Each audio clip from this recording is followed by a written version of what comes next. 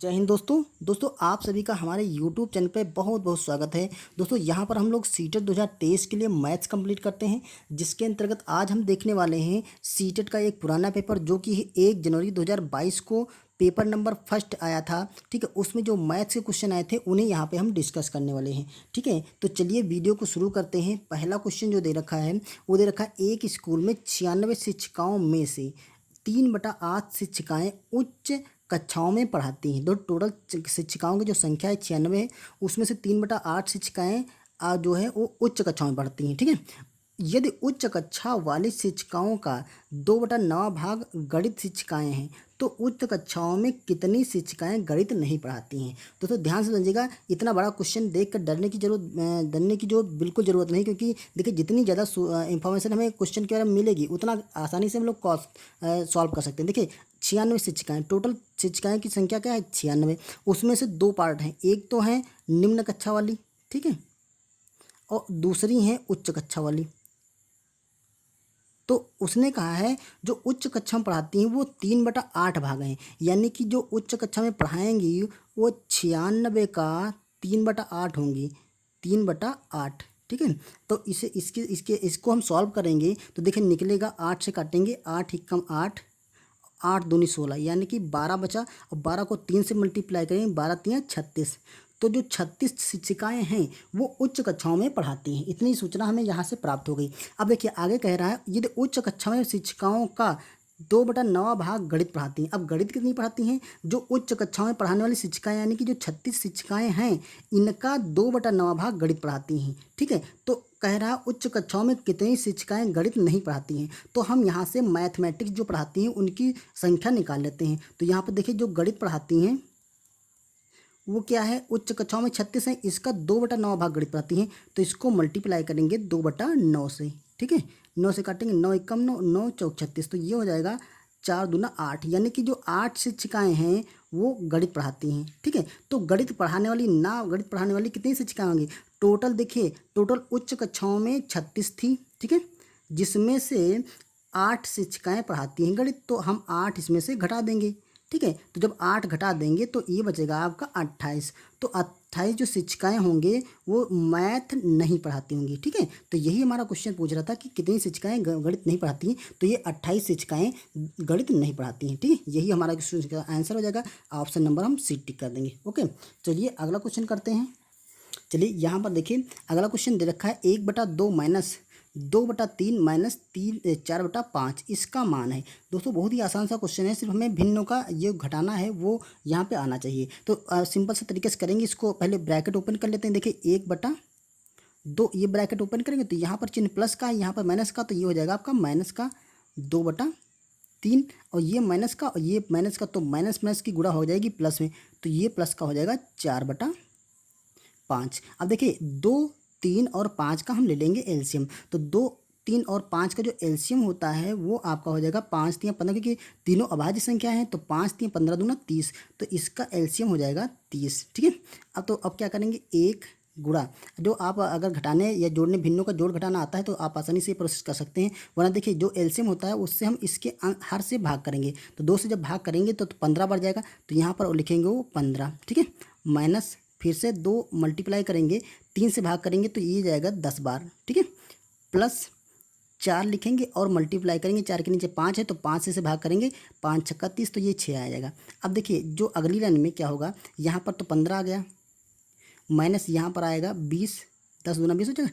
ठीक है, प्लस यहाँ पर आएगा 6 चौक 24, तो यहाँ पर आएगा 24 बटा नीचे है आपका 30। ठीक है, अब देखिए जो घटाने वाले हैं माइनस के हैं उनको हम घटा देंगे, प्लस वाले जोड़ लेंगे। तो देखिए ये प्लस का 24 है, ये 15 प्लस का है, ये माइनस का 20 है, तो 24 से 20 घटा देंगे तो बचेगा 4, और 15 में 4 जोड़ेंगे तो आपका हो जाएगा 19, 19/30। तो इस जो ये समीकरण देखा उसका मान हो गया 19/30। ऑप्शन देखिए 19/30, ऑप्शन नंबर हमारा डी सही हो रहा है, तो हम इसे टिक कर लेंगे। दोस्तों अगर आपको वीडियो पसंद आए तो इसे लाइक ज़रूर कर दीजिएगा, और चैनल पे नए हैं तो सब्सक्राइब कर लीजिएगा, और हमारी प्लेलिस्ट में जाइए तो वहाँ पर हमने सीटेट के मैथ्स के जो प्रीवियस ईयर एग्जाम के क्वेश्चन आए थे उन्हें सारे डिस्कस कर चुके हैं, तो आप वहाँ से पुराने वीडियो भी देख सकते हैं। चलिए अगला क्वेश्चन करते हैं। यहाँ पर देखिए क्वेश्चन दे रखा है, संख्या 4782 और 32,170 में 7 के अंकित मूल्यों में अंतर क्या है? 7 के अंकित मूल्यों में अंतर क्या है? तो दोस्तों देखिए, ये सिर्फ हमें कंफ्यूज करने के लिए देखिए, कंफ्यूज करने के लिए इसलिए दे रखा कि जो अंकित मान है, जो अंकित मूल्य या अंकित मान जो होता है वो कभी भी चेंज नहीं होता है, चाहे आप उसको किसी भी स्थान पर रखेंगे। तो इसका जो अंकित मान है वो 7 का 7 ही रहेगा दोनों में। तो जब इसमें भी 7 रहेगा, इसमें भी 7 रहेगा, क्योंकि अंकित मूल्य या जिसको बोलते हैं जाति मान, वो कभी भी किसी अंक का चेंज नहीं होता है। ठीक है, तो जब 7 इसमें अंकित मूल्य, इसका भी 7 है और इसका भी अंकित मान क्या होगा, 7 है, तो इनका अंतर जब करेंगे तो क्या आएगा, आपका 0 आएगा। ठीक है, तो ऑप्शन नंबर हम सी टिक कर देंगे। दोस्तों यहाँ पर बहुत लोग कन्फ्यूजन में ये रहते हैं, क्योंकि एक होता है स्थानीय मान। ठीक है, स्थानीय मान, तो स्थानीय जो मान होता है वो होता है आपका, ये ना बना, स्थानीय मान जो होता है, तो जिस स्थान, जैसे 7 का आप स्थानीय मान निकालेंगे तो 7 देखिए दहाई के स्थान पर है तो इसका 10 गुना बढ़ जाएगा, यानी कि इसका स्थानीय मान 70 हो जाएगा। यहाँ पर देखिए 7 का इकाई दहाई सैकड़े के स्थान पर है तो इसका स्थानीय मान आपका 7 है, तो 7 का 100 गुना हो जाएगा, तो यानी कि 700 हो जाएगा। ठीक है, आप इसको कन्फ्यूज होके कि इसमें से 70 घटा दो तो हमारा आंसर आ जाएगा 630। तो ऐसी गलती मत करना, क्योंकि जातिमान या अंकित मूल्य वो सदैव समान ही रहता। तो 7 है तो 7 ही रहेगा, तो 7 से 7 घटाएंगे तो 0 बच जाएगा। ओके, ये चीज़ क्लियर हो गई होगी। अगला क्वेश्चन करते हैं। देखिए अगले क्वेश्चन में कहा है, निम्न कथनों में से कौन पूर्ण संख्याओं के लिए सत्य नहीं है? दोस्तों ये नहीं चीज़ है, ये आप आसानी से टिक कर लिया करिए, क्योंकि देखिए जो नहीं होता वो अक्सर कंफ्यूज कर देता है। तो हमें क्या करना है, इससे कह रहा है पूर्ण संख्याओं के लिए कौन सा सत्य नहीं है। अब पहले आप जान लीजिए कि जो पूर्ण संख्या होती हैं वो क्या होती हैं। पूर्ण संख्या जो होती हैं वो शुरू होती हैं 0 से, 0, 1, 2, 3 और जितनी भी संख्याएँ हैं, ठीक है, वो सारी पूर्ण संख्या होती हैं। ठीक है, और प्राकृतिक संख्याएं स्टार्ट होती हैं 1 से। तो ये जब ध्यान रखिएगा, 0 पूर्ण संख्या में आता है लेकिन प्राकृतिक संख्या नहीं है। अब इस कथन के लिए आप कोई भी 3 नंबर ले लीजिए, 2 नंबर लीजिए, इस समीकरण में सेटिस्फाई करना है। मान लेते हैं हमने ले लिया 0 और 1 को, तो इसको मान लें हम ए, इसको मान लें बी। तो यहाँ देखिए, अगर इस समीकरण को अगर ए प्लस बी करेंगे, यानी कि 1 और 0 और 1 को जोड़ेंगे तो 1 आएगा, और इधर भी बी प्लस 1 करेंगे। ठीक है, तो हम यहाँ पर भी 1 और 0 को जोड़ेंगे तो 1 आएगा। ठीक है, तो दोनों तरफ से चाहे इधर से जोड़िए और चाहे इधर जोड़िए, देखिए बराबर आ रहा, तो ये तो कथन हमारा सत्य है। ठीक है, दूसरा देखिए, अगर ए में से बी घटाएंगे, अगर हम यहाँ से लेते हैं 0 और 1 ले रहे हैं, तो अगर हम 0 माइनस 1 करेंगे और इधर आगे है 1 माइनस 0 करेंगे। ठीक है, अगर हम बी को 1 मान रहे हैं तो 1 माइनस 0 करेंगे, यहाँ पर 0 माइनस 1 करेंगे, तो यहाँ पर देखिए, यहाँ पर बचेगा आपका माइनस का 1 और यहाँ पर बचेगा आपका 1। ये हमारा सत्य नहीं है, क्योंकि इधर माइनस 1 पड़ा और ये प्लस का 1 पड़ा, तो ये कथन हमारा सत्य नहीं है। ये पूछ रहा था कौन सा सत्य नहीं है, तो हमारा आंसर यही हो जाएगा। आप कोई भी इसमें से कोई भी 2 अंक ले लीजिए और इसमें मान रखेंगे तो आप दोनों अंकों में जो माइनस का अंतर आएगा, इसलिए ये कथन सत्य नहीं है। बाकी सारे सत्य हैं। कोई भी, जैसे मान लो 0 और 1 ही ले रहे हैं ना, तो यहाँ पर देखिए 0 और 1 की गुणा करेंगे तो 0 होगा, इधर भी 0 और 1 की गुणा करेंगे तो 0 हो जाएगा, तो ये भी हमारा सत्य हो जाएगा। ठीक है, अब इसमें अगर रखेंगे तो देखिए 0, 1, यहाँ पे 3 लेना, मान लो 0 और 1 और 2 ले लेते हैं, तो इसको सी मान लेते हैं। तो यहाँ पे क्या करेंगे, 1 और 0 और 1, 0 प्लस 1 करेंगे और प्लस यहाँ पर 2 करेंगे, तो यहाँ पर देखिए 0 प्लस 1 प्लस 2 करेंगे। ठीक है, इसको करेंगे तो यहाँ पर 2 आएगा, 2, 1, 3 हो जाएगा। यहाँ भी करेंगे तो ये हो जाएगा 2 और 1, 3 हो जाएगा, तो ये 3 बराबर आएगा। इसका मतलब ये भी कथन सत्य है। अतः हमारा जो असत्य है वो हमारा a माइनस बी बराबर नहीं होगा a b माइनस a के, ये वाला कथन असत्य है और यही हम टिक कर देंगे। क्लियर, चलिए अगला क्वेश्चन करते हैं। चलिए नेक्स्ट क्वेश्चन देखते हैं। यहाँ दे रखा है, त्रिभुज के कोणों का अनुपात 4:5:6 है, उसके कोणों का मान क्या होगा? देखिए कोणों का अनुपात दे रखा है, तो आपको याद है कि जो त्रिभुज होता है उसके जो तीनों कोण होते हैं उनका योगफल क्या होता है, 180 अंश होता है। ठीक है, ये ट्राइंगल की प्रॉपर्टी होती है। तो यहाँ देखिए कोण इस अनुपात में दे रखे हैं, तो जो अनुपात दे रखा है इसको हम मान सकते हैं। एक है 4x, दूसरा है 5x और तीसरा है 6x। अगर अनुपात में दे रखा हो तो हम ऐसे ही संख्याओं को एक कांस्टेंट नंबर मान लेते हैं। अब देखिए हमारे जो त्रिभुज की प्रॉपर्टी है, तो तीनों का अगर हम योग करेंगे, त्रिभुज के तीनों कोणों का योगफल होगा आपका 180 अंश। ठीक है, ये ट्राइंगल की प्रॉपर्टी है। यहाँ से हम x का मान निकाल लेंगे, तो देखो इनको जोड़े 6 और 5 11 और 11 4 15। ठीक है, या ऐसे जोड़े 5, देखिए 4 5 9 और 9 6 15, तो ये 15x बराबर हो जाएगा आपका 180 अंश। ठीक है, अब x का मान निकालेंगे तो जो 15 है वो इधर चला जाएगा, 15 से काटेंगे तो 15 एकम 15, 3 बचेगा, 15 दूना 30। ठीक है, तो एक्स की वैल्यू आपकी 12 आ जाएगी। जैसे ही एक्स का मान 12 निकलेगा तो त्रिभुज के तीनों कोण निकल आएंगे। देखिए पहला है 4x, तो 4 को 12 से मल्टीप्लाई करें तो 12 चौक 48 हो जाएगा। दूसरा है आपका 5x, तो 12 और 5 का मल्टीप्लाई करें तो 12 पंचे 60 हो जाएगा।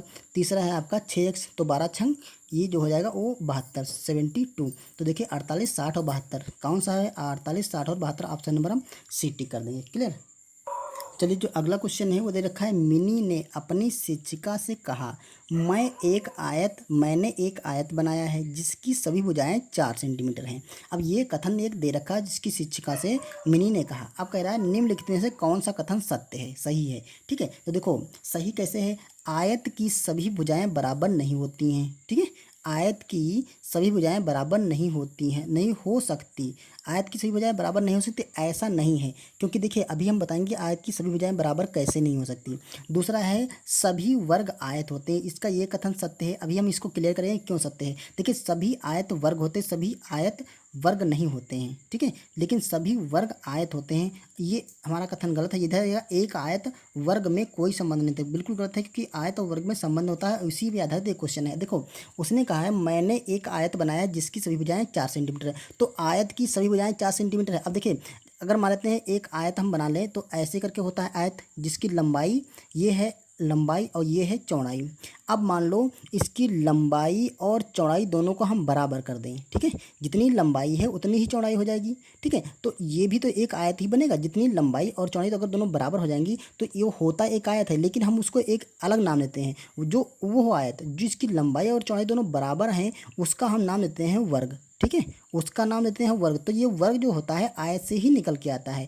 आयत वर्ग एक ऐसा आयत है जिसकी लंबाई और चौड़ाई बराबर होती है, इसलिए उसे वर्ग कहते हैं। तो सभी जो वर्ग होते हैं वो आयत आते हैं। जितने भी वर्ग बनाओगे वो उनको हम आयत भी कह सकते हैं, लेकिन जो हर आयत होता है उसको वर्ग नहीं कहते, क्योंकि आयत की जो लंबाई होती है ज़्यादा होती है, चौड़ाई कम होती है। ठीक है, तो आयत को हम वर्ग नहीं कह सकते, लेकिन जो वर्ग है उसको हम कह सकते हैं आयत। जैसे एक हमने वर्ग बनाया है, ठीक है, ये वर्ग बनाया तो इसकी जो लंबाई है इसको मान लेते हैं ये है आपकी, जैसे इसने वर्ग बनाया था इसकी लंबाई 4 सेंटीमीटर है और चौड़ाई भी इसकी जो चौड़ाई है वो भी 4 सेंटीमीटर है, तो लंबाई भी 4 चौड़ाई भी 4। ठीक है, तो ये एक आयत है, लेकिन हम इस आयत को हम वर्ग का नाम देते हैं। ठीक है, तो इसलिए ये कथन सत्य है। और जब ये सत्य है तो ये गलत है, क्योंकि संबंध है, बिल्कुल संबंध है। सभी आयत वर्ग नहीं हो सकते, कि जैसे ये आयत है ये वर्ग नहीं होगा, क्योंकि इसकी लंबाई ज़्यादा है चौड़ाई कम है। ठीक है, और ऐसा वर्ग जिसकी लंबाई और चौड़ाई सब बराबर है, ठीक है, वो एक वर्ग कहलाता है। यानी कि आयत की सभी भुजाएं बराबर नहीं हो सकती हैं ऐसा नहीं है, क्योंकि जो वर्ग है वो भी एक आयत ही होता है, उसकी सारी भुजाएं बराबर होती हैं। क्लियर। चलिए अगला क्वेश्चन करते हैं। देखिए अगला क्वेश्चन जो दे रखा है, लिखा है नीचे दिए गए पैटर्न का अवलोकन कीजिए और अगला पद लिखिए। ठीक है, ये पैटर्न दे रखा है, इसका अगला पद ये वाला पद हमें लिखना है। ठीक है, तो आप कैसे लिखेंगे, देखिए जिस आधार पर इसके हमने ऑप्शन भी नहीं लिखा है आप ऐसे ही इसको सॉल्व कर लेंगे। देखिए यहाँ पर है 9 - 1 को भाग किया गया 8 से, तो आया है 8। ठीक है, अब देखो यहाँ से 9 के बाद यहाँ जितना है तो यहाँ पर 2 अंक आए, 9 8 मतलब एक कम डिक्रीजिंग और चलो 9 8 यहाँ पर हो गए 2, जितने अंक हैं उतने यहाँ पे किया और भाग किया गया 8 से, तो जितने अंक हैं 1 था और फिर 2 आया, तो जितने हैं 1 2 अंक हैं तो यहाँ पर 1 2 आ गया। फिर यहाँ देखिए 1 2 3 अंक हैं, 9 8 7 और माइनस किया गया 3, जितने अंक हैं उतने माइनस किया गया, उसको 8 से भाग दिया तो वही सीक्वेंस 1 2 3 आ गया। तो यहाँ देखिए 9 8 7 6, ठीक है, माइनस का हो गया 4, तो यहाँ पर आया 8 भाग किया गया 8 से, देखिए 1 2 3 4। तो आप समझ गए होंगे कि क्या चल रहा है। यहाँ पर 9 8 7 6, अब क्या आएगा 5 आएगा, माइनस करेंगे जो लास्ट में यहाँ 5 आया ना, तो यहाँ पे अंकों की संख्या कितनी 1 2 3 4 5 है, तो यहाँ से हम 5 करेंगे और इसको भाग करेंगे हम 8 से, तो आएगा हमारा 1 2 3 4 और 5। ठीक है, यही हमारा अगला पैटर्न हो जाएगा, यही हमारा अगला क्वेश्चन हो जाएगा, इसी का यही हमारा क्वेश्चन का आंसर हो जाएगा। क्लियर, ये चीज़ क्लियर हो गई होगी। चलिए अगला क्वेश्चन करते हैं। चलिए अगला क्वेश्चन करते हैं। याद रखा जब किसी संख्या को 6 से विभाजित करने के लिए कहा गया तो रानी ने उसे 9 से विभाजित किया और उसे भागफल 21 और शेषफल 3 मिला। गलती का एहसास होने पर 6 से विभाजित किया, अब भागफल और शेषफल कितना आएगा। तो इसके लिए पहले आपको याद होना चाहिए कि जो भाग करते हैं उसमें भाज्य बराबर होता है भाज्य बराबर भाजक, ठीक है, गुणे भागफल प्लस शेषफल। ये एक पैटर्न चलता है भाग का। अब इसमें भाग क्या, जिस संख्या को भाग करते हैं उसे भाज्य कहते हैं, भाजक जिससे भाग करते हैं उसे भाजक बोलते हैं, भागफल तो आप जानते हैं और शेषफल जानते हैं। ठीक है, तो अब देखिए हमें क्या करना है, हमें पहले वो संख्या पता करनी है कि कौन सी संख्या को भाग किया गया था। ठीक है, तो देखो यहाँ से हमें वो संख्या पता चल जाएगी भाज्य क्या था पहले वाले से। देखिए 6 से विभाजित करने के लिए कहा गया, लेकिन रानी ने उसे 9 से विभाजित किया, यानी कि भाजक क्या है 9 है, गुणे भागफल क्या है 21 प्राप्त हो गया। ठीक है, भागफल 21 और शेषफल 3 मिला, तो शेषफल क्या मिला 3 मिला। अब देखो यहाँ से मैं भाज्य, यहाँ से संख्या प्राप्त हो जाएगी, संख्या जो थी ठीक है वो संख्या निकल के आएगी। देखिए इसे हम जोड़ लेंगे तो ये क्या होगा 9 एकम 9 और 9 दूना 18, तो यहाँ पे हो जाएगा 18 प्लस हम 3 जोड़ देंगे तो ये हो जाएगा हमारा 192। ठीक है, तो हमारी जो संख्या है वो 192 आ गई। अब इसी 192 को भाग करना था। अब कह रहा है जब उसे गलती का एहसास होता तो 6 से भाग किया। अब 192 को जो हम 6 से भाग करेंगे तो इसके 6 से यहीं से भाग कर लेते हैं, 6 से भाग करो तो 6 से भाग करेंगे तो 6 तियाँ 18, तो यहाँ पर लिखेंगे 18, बचा आपका 1, बढ़ाएंगे 2 और 6 दूना 12। ठीक है, तो यहाँ पर 12 लिखेंगे, पूरा पूरा कैंसिल हो गया। ठीक है, तो अब देखिए यहाँ पर भागफल क्या आया है 32 आया है और शेषफल क्या आया है 0 आया है। ठीक है, तो यही हमारा आंसर हो जाएगा। तो देखिए भागफल 32 और शेषफल 0, भागफल 32 और शेषफल 0, ऑप्शन नंबर हम डी लगा देंगे। क्लियर। देखिए ये जो क्वेश्चन है वो कह रहा था निम्नलिखित में से तुल्य भिन्न का जोड़ा कौन सा है। दोस्तों आपको बता दें कि तुल्य भिन्न का जोड़ा होता है उसमें हर क्या होते हैं समान होते हैं। ठीक है, हर क्या होते हैं समान होते हैं। दूसरा एक तुल्य भिन्न ऐसा भी होता है जिसके हर और अंश क्रॉस मल्टीप्लाई करने पर दोनों मान बराबर आते हैं, एक वो तुल्य भिन्न होता है। यहाँ पर तुल्य भिन्न का जोड़ा पूछ रहा है, तो देखिए जिसके हर साइज समान है, यहाँ पर देखिए किसी के हर समान नहीं, यहाँ पे हर समान है, तो ये हमारा आंसर हो जाएगा। ठीक है, ये आसान सा क्वेश्चन था। यहाँ पर देखिए कह रहा था निम्नलिखित से कौन सी पूर्ण घन नहीं है। पूर्ण घन कौन सी नहीं है, तो इसको दोस्तों हम गुणनखंड करेंगे। ठीक है, जिसके 3 3 के पेयर बन जाएंगे वो पूर्ण घन है। तो ये इसके जब गुणनखंड करेंगे तो ये आएगा आपका 9 गुणे 9 और गुणा 9। देखिए 9 से इसे काटेंगे, 9 8 72, 9 9 81, 81 आएगा, 81 के गुणनखंड करें तो 9 गुणा 9 आ जाएगा। ठीक है, तो ये देखिए इसके 3 पेयर बन रहे हैं ना, इसके 3 पेयर बने तो ये एक पूर्ण घन संख्या है। ठीक है, जिसके 3 जोड़े बन जाते हैं एक ही अक्षर के यानी एक ही अंक के, तो वो पूर्ण घन संख्या, तो ये तो पूर्ण घन संख्या है। पूछ रहा पूर्ण घन संख्या नहीं है। ठीक है, अब इसके 100 के करते हैं, तो 100 के जब गुणनखंड आप करेंगे तो ये आएगा 10 गुणा 10 गुणा 10, 10 के 3 मतलब 10 के 3 का एक जोड़ा बन जाएगा ना, तो ये भी एक पूर्ण घन संख्या है। अब आप 399 जो 333 है इसके आप गुणनखंड करेंगे तो 3 का पेयर नहीं बनेगा। पहले 216 को देख लेते हैं। 216 236 का घन होता है, सॉरी 6 का घन होता है। अगर 6 को गुणा करेंगे 6 से, ठीक है, और फिर गुणा करेंगे 6 से, तो 6 छः 36 हो जाएगा और 36 को 6 से गुणा करें, 6 छः 36 का 6 और 6 3 18 3 21, तो ये भी हो गया, इसका भी एक पेयर बन गया। तो ये भी अब आप इधर जो 333 है इसके आप गुणनखंड करके देख लीजिए। इसको गुणनखंड के लिए 3 से काटेंगे तो 3 एकम 3 एकम 3 एकम, ये आ गया। अब इसको आप काटेंगे 3 से, तो 3 से काटेंगे तो ये देखिए 3 3 9 2 और 3 7 21। ठीक है, अब 37 एक अभाज्य संख्या है, अभाज्य है तो इसके गुणनखंड नहीं हो सकते, तो इसका पेयर क्या बनेगा 3 गुणा 37। अतः ये क्या है, ये एक पूर्ण जोड़ा नहीं बना, तो ये घन संख्या नहीं है। ठीक है, ये घन संख्या नहीं है, तो अतः यही हमारा इस क्वेश्चन का आंसर हो जाएगा। उसने कहा था कौन सी घन संख्या नहीं, तो यही घन संख्या नहीं है। क्लियर। चलिए अगला क्वेश्चन करते हैं। यहाँ देखा, शिखा ईंट खरीदने गई, भट्ठे पर ईंट का मूल्य 2500 रुपये पर 1000 था। ठीक, 2500 की 1000 ईंटा मिल रही थी, उसके पास 4000 रुपये हैं, तो वह कितने ईंट खरीद सकती है। तो देखिए हम क्या करेंगे, 2500 में 1000 मिलती हैं, जो 2500 रुपये हैं, ठीक है, इसमें जो ईंटों की संख्या है वो मिल रही है 1000 1000। ठीक है, तो ये पूछना है कि वह कितनी ईंटें खरीद सकते हैं, ईंटों की संख्या पता करनी है। तो देखो 2500 की मिलती है 1000, तो हम क्या करेंगे इसमें एक एक नियम लगाएंगे। 1 रुपये की मिलेगी, 2500 की मिलती 1000, 1 रुपये की मिलेंगी, ये देखो 1000 बटे हम कर देंगे 2500। ठीक है, अब कह रहा है 4000, 1 रुपया है ये। ठीक है, अब कह रहा है इतनी ईंट मिल रही है, अब कह रहा है 4000 की कितनी मिलेंगी, तो यहाँ तरफ भी हम 4000 से मल्टीप्लाई कर देंगे, तो यहाँ पर 4000 रुपये बन जाएंगे, इधर भी हम 4000 से मल्टीप्लाई कर देंगे। तो यहाँ पर ईंटों की संख्या देखिए, इधर है ईंट और इधर हैं रुपये, तो देखिए यहाँ बनेंगे रुपये, तो ये बन जाएंगे आपके 4000 रुपये यहाँ बराबर ईंटों की संख्या आ जाएगी। तो इसे कैलकुलेट कर लेते। देखो यहाँ से ये दोनों जीरो कैंसिल हो गए, 5 से काटेंगे, 5 दूना 10 और 5 पच्चीस 25, इसको 5 से काटेंगे, 5 से कम 5 बटे 40। तो 8 और 2 की मल्टीप्लाई करें तो 8 दूना 16, तो ये हो जाएगा आपका 1600। तो जो 4,000 में मिलेंगे वो 1600 ईंट मिलेंगे। यहाँ पर ईंट थी ना, तो ये 1600 ईंट हो जाएंगी। ठीक है, यही हमारा आंसर हो जाएगा। ऑप्शन नंबर हम 2 टिक कर देंगे। क्लियर। तो दोस्तों ये था एक सीटेट का जो पेपर था, ठीक है, 2021 वाला। तो उसके हमने क्वेश्चन सॉल्व किए। उम्मीद है आपको समझ में आया होंगे। अगर दोस्तों वीडियो पसंद आया तो उसे लाइक करिए, चैनल पर नए आए हैं तो सब्सक्राइब करिए। अगर दोस्तों आपको किसी भी पेपर का सोल्यूशन चाहिए, सीटेट के किसी भी प्रीवियस ईयर पेपर का सोल्यूशन चाहिए, तो आप हमें कमेंट कर देंगे। ठीक है, हम उस पेपर के मैथ्स के क्वेश्चन को सॉल्व करके आपको आप तक पहुंचाएंगे। ठीक है, चलिए मिलते हैं नेक्स्ट वीडियो में किसी नेक्स्ट पेपर के साथ। तब तक के लिए थैंक यू।